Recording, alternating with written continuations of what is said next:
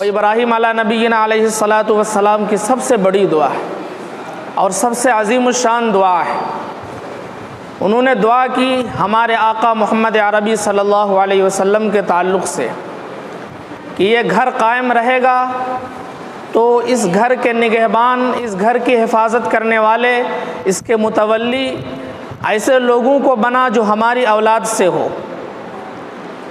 اور صرف ان کو بنا نہ دے بلکہ ان میں ایک نبی کو بھیج جو انہی میں سے ہو، جو تیری آیتیں پڑھ پڑھ کر ان کے سامنے سنائے۔ خود حضرت محمد عربی صلی اللہ علیہ وسلم نے اپنے تعلق سے فرمایا کہ ہمیں جو نبوت ملی یا اللہ رب العزت نے ہمیں جو بھیجا، اس کے پیچھے 3 وجہ ہیں۔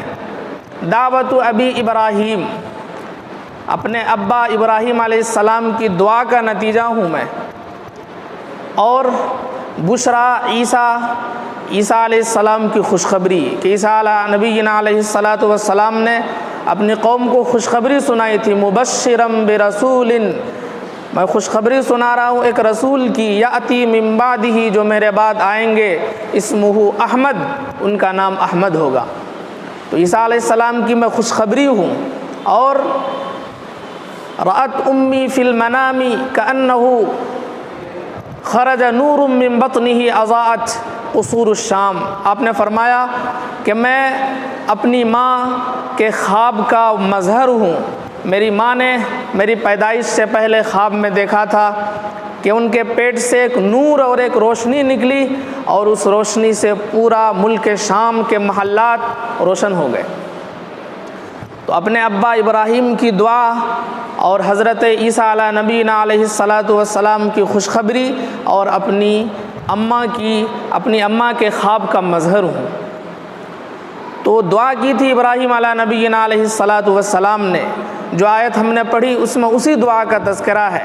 آپ نے دعا فرمائی کہ ربنا وابعث فیہم رسولا منہم، کہ ہمارے رب یہاں جو لوگ ہوں گے ان میں ایک رسول کو بھیج جو انہی میں سے ہوں، تاکہ لوگ ان کی بات سمجھیں۔ اگر باہر سے کوئی آ کر ان کو سمجھائے گا، دوسری قوم سے ہوگا تو ان کی زبان نہیں سمجھیں گے۔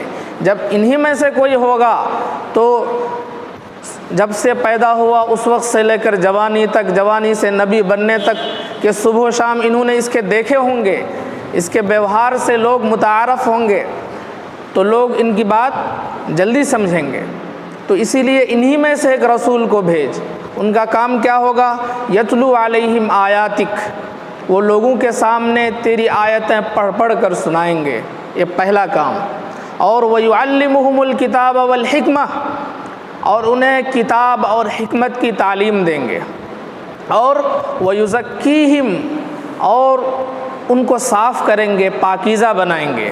اِنَّكَ أَنْتَ الْعَزِيزُ الْحَكِيمُ، یقیناً تو بڑا ہی زبردست ہے اور بڑا حکمت والا ہے۔ تو یہ دعا اللہ رب العزت نے سیدنا ابراہیم علیہ السلام کی قبول فرمائی اور ہمارے نبی آخر الزماں صلی اللہ علیہ وسلم کو مبعوث فرمایا۔ اس آیت کے اندر 3 ذمہ داری بتائی گئی ہے نبی کی۔ اللہ کے نبی صلی اللہ علیہ وسلم نے ان تینوں ذمہ داریوں کو بخوبی انجام دیا۔ سب سے پہلی ذمہ داری اللہ کی آیتوں کی تلاوت، یعنی لوگوں کے سامنے اللہ کی آیتیں پڑھ پڑھ کر سنانا، یہ سب سے پہلی ذمہ داری تھی، اور آپ نے اس میں کوئی کمی نہیں کی۔ جتنا اللہ رب العزت نے قرآن اور اپنے کلام میں سے اتارا، حرف بحرف اللہ کے نبی صلی اللہ علیہ وسلم نے لوگوں تک پہنچایا، نہ کوئی کمی کی نہ کوئی زیادتی کی۔ اس میں اب ایک مسئلہ ہے کہ قرآن کی تلاوت ایک انسان بغیر سمجھے کرتا ہے۔ ہم میں سے تو اکثر ایسے ہیں جن کو قرآن سمجھ میں نہیں آتا، جو پڑھنے والے ہیں وہ بغیر سمجھے قرآن پڑھتے ہیں۔ اور ایک کامن بات ہے کہ کوئی بھی کتاب انسان اگر بغیر سمجھے پڑھے گا تو کیا فائدہ؟ اگر آپ کسی کورس کی کتاب پڑھ رہے ہیں، مکمل پہ مکمل کیے جا رہے ہیں، لیکن اس کو سمجھ نہیں رہے ہیں تو اس کتاب کا کوئی فائدہ نہیں ہوگا۔ لیکن قرآن اللہ کی وہ مقدس کتاب ہے کہ بغیر سمجھے پڑھنا بھی عبادت ہے. بغیر سمجھے بھی اگر ہم قرآن کو پڑھیں گے تو فائدے سے خالی نہیں ہے. ایک حرف بھی ہم سمجھ نہیں رہے ہیں، صرف پڑھ رہے ہیں، تو اس پڑھنے پر اللہ رب العزت ہمیں وہ ثواب عطا فرمائے گا جس کا تلاوت میں اللہ رب العزت نے وعدہ فرمایا ہے.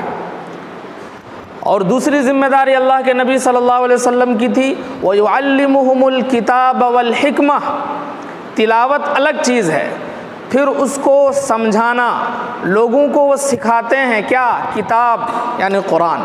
تلاوت تو کر دیا لیکن اس کے اندر ہے کیا، اس قرآن کا پیغام کیا ہے، اس کو سمجھایا.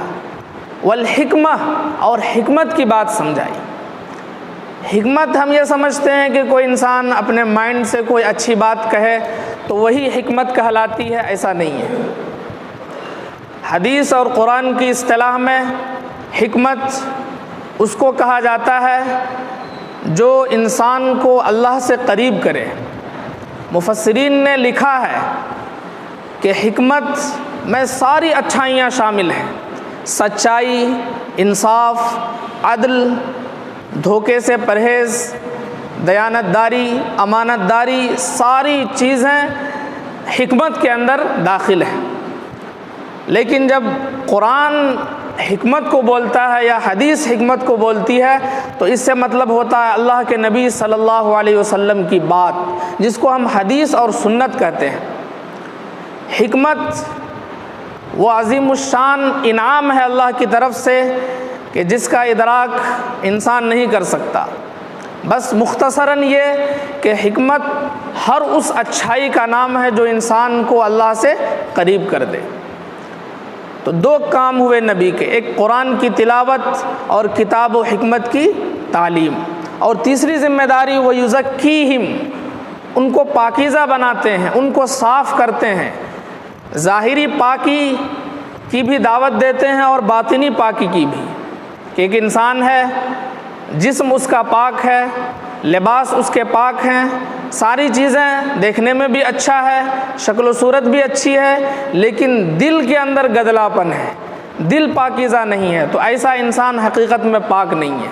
بلکہ جس طرح انسان اپنے جسم کو، اپنے کپڑے کو اور نظر آنے والی چیزوں کو پاک صاف رکھتا ہے، اس سے کہیں زیادہ ضروری ہے اپنے دل کی پاکی، دل کو پاک رکھنا. دل اگر پاک نہ ہو تو پھر انسان پر کوئی اثر نہیں ہوتا. دل تو حقیقت میں دکھنے میں ایک گوشت کا لوتھڑا ہے، لیکن جب اس کے اندر سختی آتی ہے تو قرآن نے بیان کیا کہ وہ پتھر سے بھی زیادہ سخت ہو جاتا ہے. اشد قسوۃ من الحجارہ، پتھر سے بھی زیادہ سخت انسان کا دل ہوتا ہے. اللہ رب العزت نے دل کی صفائی کو بیان کرنے کے لیے ایک دو چیز نہیں بلکہ 10 چیزوں کی قسمیں کھائی ہیں.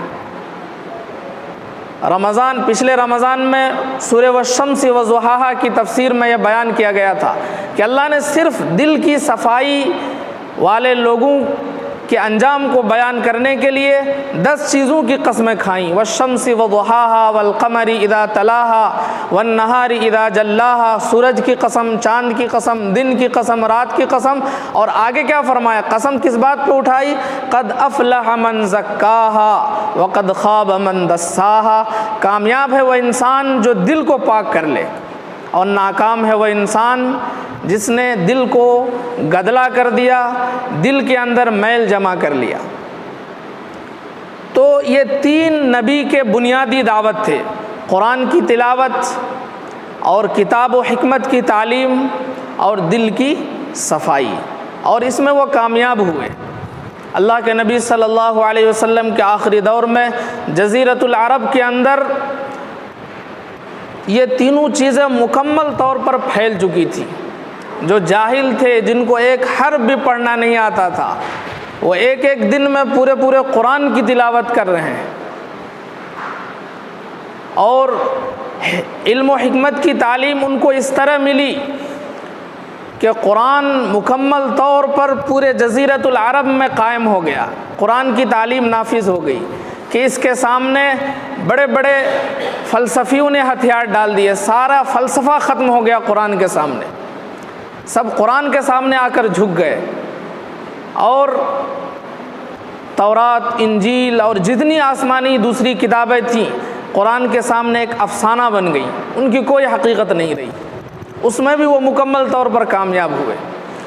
اور جہاں تک تعلق ہے تزکیہ کا، تو صحابہ کرام جن کی کوئی حیثیت نہیں تھی، جو معمولی بات پر لڑائی شروع کر دے اور وہ لڑائی 40 برس تک جاری رہتی، جو پانی پلانے کے لیے ایک دوسرے کا خون کر دیتے تھے، جن کے ہاں انسان کا خون پسینے سے بھی زیادہ سستا تھا، جو بالکل گنوار پن میں انتہا کو پہنچے ہوئے تھے، لیکن جب ان کے دل کی صفائی ہوئی تو وہی لوگ دوسروں کے لیے قربانی دینا، خود اپنے سامنے آئے ہوئے پانی کو دوسرے کے سامنے پیش کر کے اپنی جان اللہ کے حوالے کر دی، یہ جذبہ ان کے اندر پیدا ہوا۔ اور پھر صحابہ کرام نے ان تینوں چیزوں کو پورب سے لے کر پچھم تک مکمل طور پر پوری دنیا میں پھیلا دیا۔ تو یہ تین بنیادی تعلیم اللہ کے نبی صلی اللہ علیہ وسلم کی ہیں، جن کو مکمل طور پر ہمارے نبی صلی اللہ علیہ وسلم نے نافذ فرمایا اور اس کو ادا کیا۔ اب یہ ذمہ داری اس امت کے ذمہ ہے، اب یہ کام اللہ نے اس امت کے ذمہ سونپا ہے کہ یہ امت ان تینوں کاموں کو بحسن و خوبی انجام دے گی۔ پہلا کام قرآن کی تلاوت۔ قرآن جس گھر میں ہو اور قرآن کی تلاوت نہ کی جائے تو قرآن جس طرح ہدایت کا ذریعہ ہے، برکت کا ذریعہ ہے، کامیابی کا ذریعہ ہے، اسی طرح قرآن انسان کے لیے وبال بھی ہے اگر اس کی تعظیم نہ کی جائے۔ ہم یہ اگر سمجھیں کہ قرآن ہم سمجھ نہیں رہے ہیں، ایسے پڑھنے سے کیا فائدہ، تو یہ ہماری غلط فہمی ہے۔ یہ ہم نے ابھی عرض کیا کہ بغیر سمجھے بھی قرآن پڑھنے سے فائدے سے خالی نہیں ہے۔ مفسرین نے یہ قاعدہ لکھا قرآن کے تعلق سے کہ النظم والمعانی معا، کہ قرآن صرف اس کے معنی اور مطلب کو سمجھنے کا نام نہیں ہے، بلکہ الفاظ اور معانی دونوں مل کر قرآن بنتا ہے، دونوں مل کر قرآن بنتا ہے۔ تو بغیر سمجھے اگر کوئی پڑھے تو پھر بھی اس کو فائدہ حاصل ہوگا اور برکت سے وہ خالی نہیں جائے گا۔